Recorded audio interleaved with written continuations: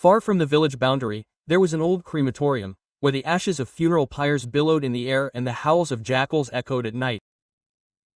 There, an aghori named Kapalnath meditated. His body was covered in ashes, a garland of human skeletons around his neck, his eyes closed, and his mind immersed in the search for something beyond death. Day and night, the pyre's fire and tantric rituals had become his world. One day, the footsteps of a strange woman echoed in the ashes of that very crematorium. She was Rinalini. A young woman, torn apart by worldly relationships, the constraints of society, and her own inner turmoil. There was neither fear nor shame in her eyes, only a silent search that had brought her to the crematorium. When Kapalnath opened his eyes, a female figure stood beyond the ashes. A wondrous union of beauty and pain. He asked softly, "Is there peace in death?" For the first time, the aghori saw a living soul who had willingly come into this darkness. He didn't smile. He simply said, "Peace is not found here. Only the truth is available. Are you ready to see it?" Their eyes met. And here began an unusual relationship that would entangle carnal desires, death, and salvation. Rinalini stood in the ash-filled air of the crematorium. Her body trembled. But this was more the result of an invisible attraction rising within her than fear. The aghori Kapalnath sitting in front of her seemed to be a being from another world. Neither fully human nor fully saintly. There was some kind of magnetic force in the flame of his eyes that was drawing Rinalini's heart towards him. She couldn't understand why her heart was so restless even in this terrifying atmosphere. A strange combination of fear, attraction, and curiosity was brewing within her. Kapalnath looked at her through his half-open eyelids, as if trying to read her soul. Then his heavy, resonant voice shattered the silence of the crematorium. "What do you want? Life, death, or lust?" These three words flew through the air like arrows. Rinalini's heart trembled. Her mind instantly offered several answers. Sometimes she wanted to choose life, sometimes the peace of death, and somewhere deep within her, a burning ember of lust touched her.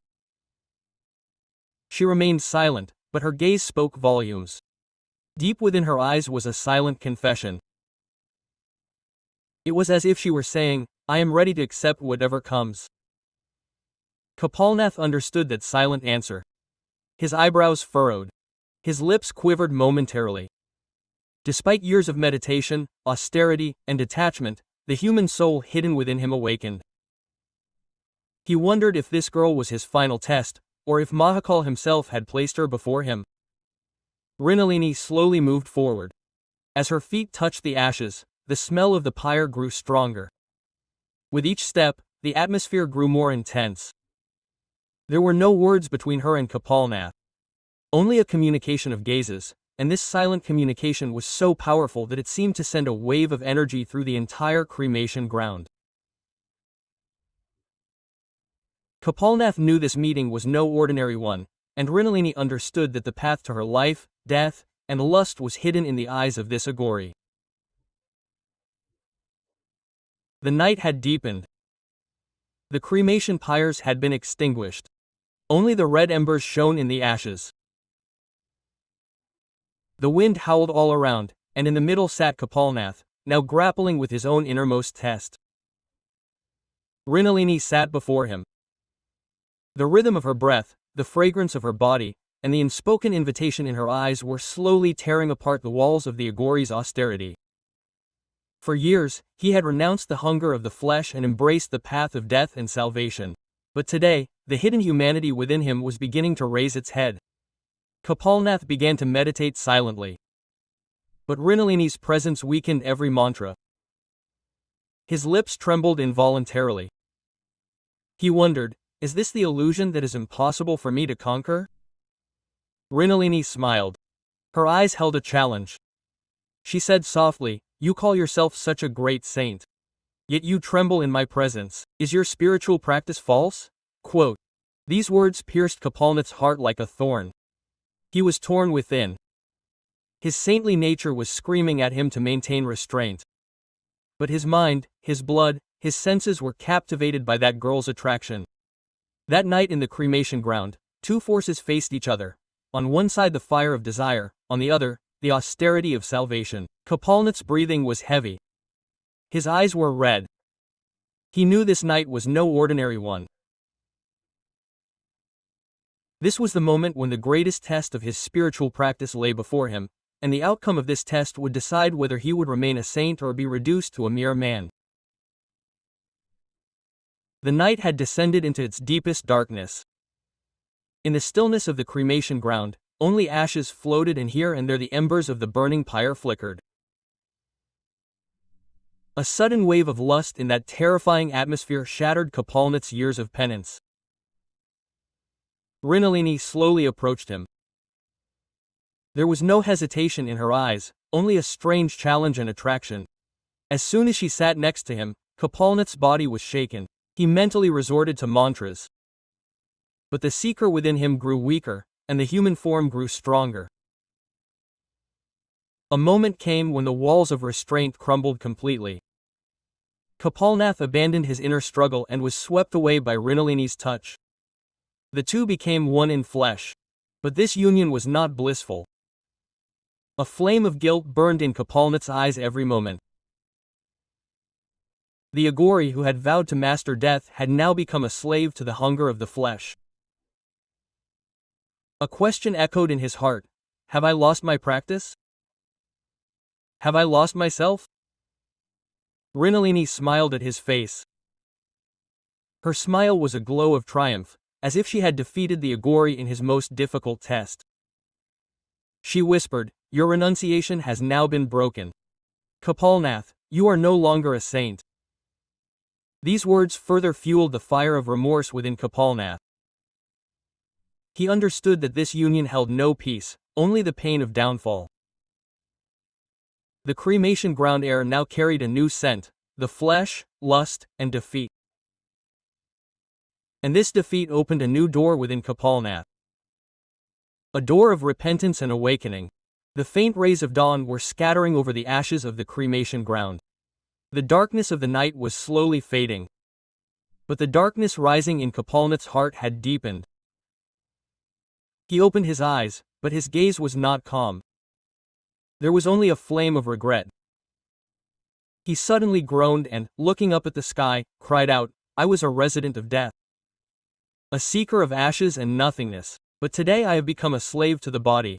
A prisoner of living desire." Quote. His voice was so intense that it seemed to shatter the silence of the entire cremation ground. Kapalnath's heart trembled. He felt as if years of austerity, devotion, and sacrifice had slipped from his grasp. Mrinalini stood nearby, listening. There was neither remorse nor pity in her eyes, but a strange, mysterious glint.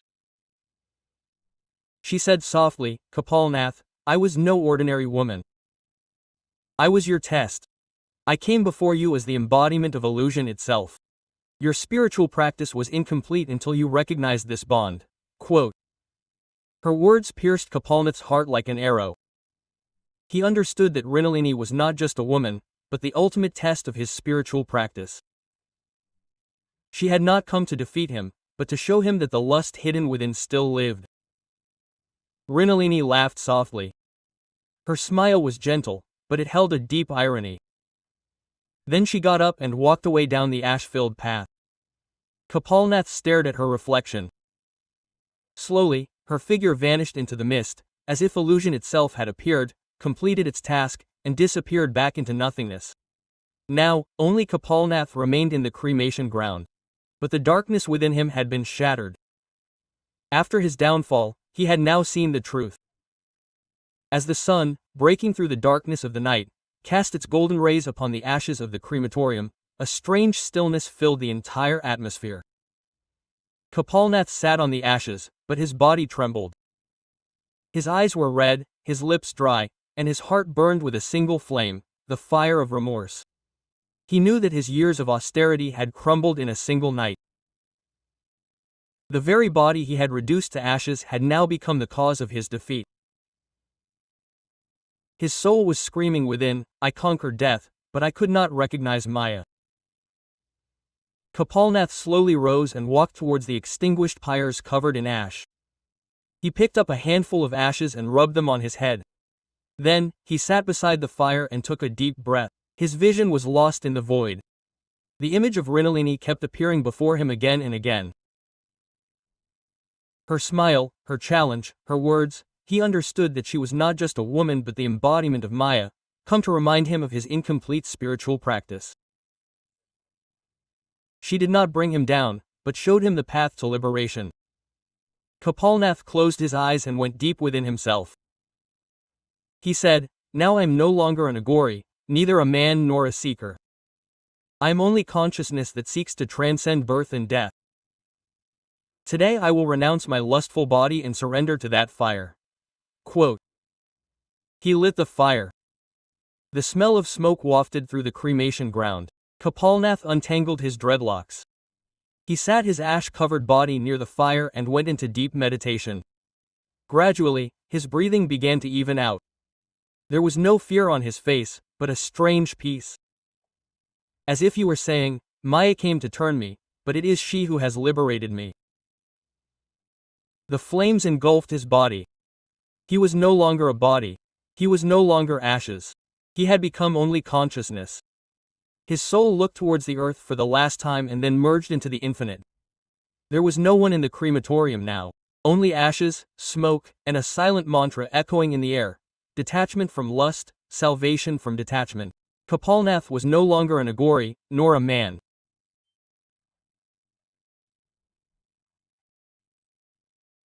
He had merged into that truth where there is neither life nor death, only eternal peace. Thus, the story leaves the message that sometimes downfall becomes the path to awakening. Maya comes to divert us, but ultimately it is she who leads us to salvation.